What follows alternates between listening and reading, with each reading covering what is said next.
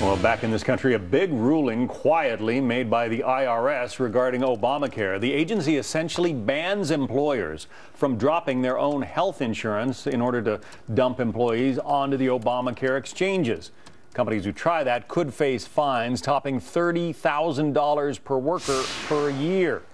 Let's talk about it with Susan Ferricchio, the chief congressional reporter for the Washington Examiner. This was a technique that a lot of small companies thought would be workable for them, that they would be able, now that we have this, national health insurance known as Obamacare, that they'd be able to push employees onto the Obamacare exchanges and, save money that way. The IRS comes forward and says, no, you can't do it. What's this all about, Susan? That's right. And a lot of these companies are already employing this method.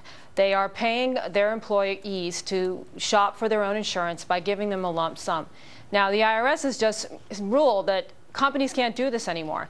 There was going to be kind of an onslaught of companies using this method to avoid having to create their own health insurance systems for employees, which would have been extremely expensive. So they thought, well, we'll pay a lump sum, let them shop on the exchanges, this would be tax-free. Not so fast. I think the IRS here wants to avoid losing out on that tax revenue. That's what I sense is behind this. Yeah. Now, this is different, though, from the employer mandate that's been delayed by a year, as we know, where large companies may just decide to pay the tax and let employees fend for themselves on the marketplace because it's still less expensive than insuring all their employees. There is that potential down the road. So we're not all avoiding the potential in the future of employees having to get dumped onto the exchanges.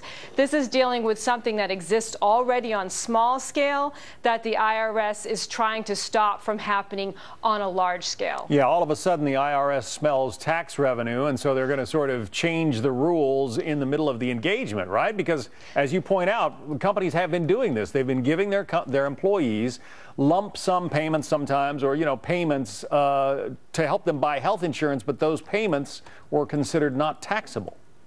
Well, I think what's going to happen now is you would have a lot of employees doing this, and you would have that loss of tax revenue, and at this point, it's going to be really tough for these companies because they're going to have to either create and offer employee insurance, which could be extremely expensive. Companies usually pay the bulk of that and employees pay a percentage. This is a high cost, especially for small companies, or they'll end up paying, as you said earlier, a fine of up to $36,500 per employee. Yeah. That could put some companies out of business or could force them to lay people off or stop them from hiring new people. But critics say that this disrupts arrangements that have been in place for decades in this country. I mean, did anybody think about this before, before we read the language of this bill that was passed that became Obamacare?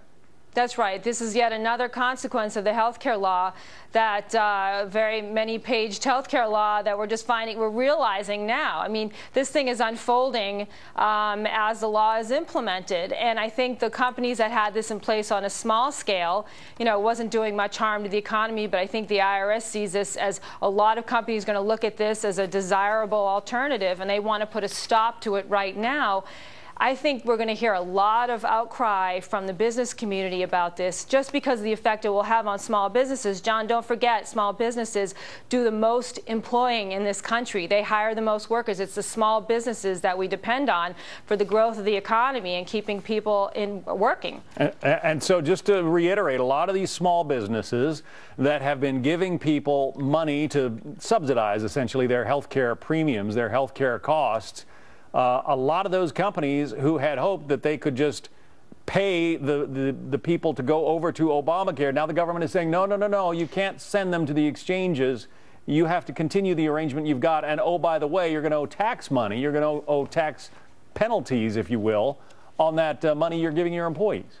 Or here's what they're saying. They're saying if the small company, if you don't have an employee health insurance plan, you either need to create one now or pay this fine of up to $36,000 per employee per year. That's what they're telling them, because don't forget, this mandate is coming. These employers are going to have to put policies in place.